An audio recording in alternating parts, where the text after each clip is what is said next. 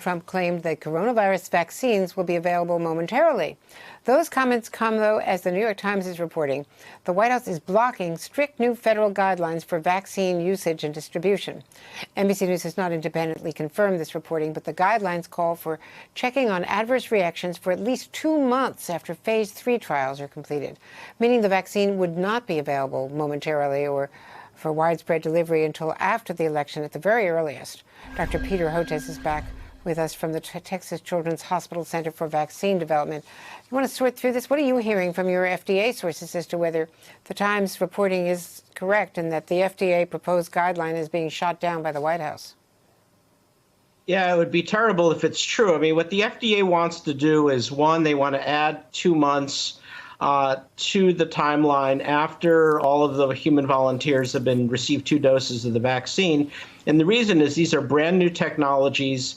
They've never been licensed before. So all of the 3 Operation Warp Speed vaccines now in phase 3 trials in the U.S., the Moderna, the Pfizer, those are both 2 mRNA vaccines, the AstraZeneca, Oxford's, and adenovirus vaccine. These are brand new technologies, never been licensed before. So the FDA wants to put in some belts and suspenders to make certain that there's no untoward safety signal that happens. And 2 months is a very reasonable thing to do. The other thing the FDA wants is to not only see if the vaccine protects against a mild disease, but also severe disease. And that makes a lot of sense, right? I mean, we don't want to be protected against the mild disease. We want to be protected against going to the hospital or going into the ICU. So all reasonable guidelines the FDA wants to do. And then the New York Times quoted Meadows, the chief of staff from the White House, is saying that Stephen Hahn, the FDA commissioner, is being, quote, overly influenced by the career FDA scientists.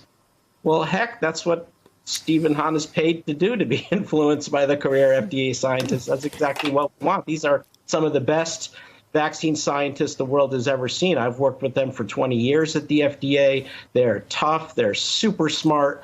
They've seen everything. And this is the reason why the U.S. has an unparalleled record of producing vaccines that are both safe and effective. So, again, what the language and the optics coming out of the White House, to me, looks terrible. And to me, it looks like they're willing to compromise public safety for political expediency. I don't know that for a fact. I can only base it on what I'm reading in the New York Times.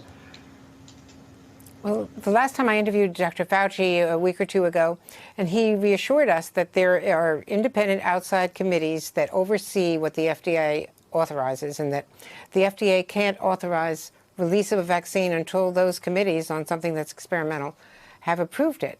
But it sounds as though, from what I've been reading, not just today, but in the run-up to this, that the White House was, and the president said he was not happy with the comments from Stephen Hahn and wanted to get into it. That's right. There are 2 committees. There's VRBPAC, which is an FDA committee, and there's ACIP, which is linked to the Centers for Disease Control. Again, an extraordinary track record of ensuring that our vaccines are both safe and effective. You know, I don't know all the legalities, but my understanding is that not so much the White House, but the Health and Human Services Secretary, in this case Secretary Azar, does have the ability to override decisions made by the FDA, but he would be very foolish to try to do that, given the track record and safety. Why would you try to undermine that? So hopefully this won't happen. Hopefully our scientific community can hold the line, but we'll see how things go. It's still a few weeks up to the election.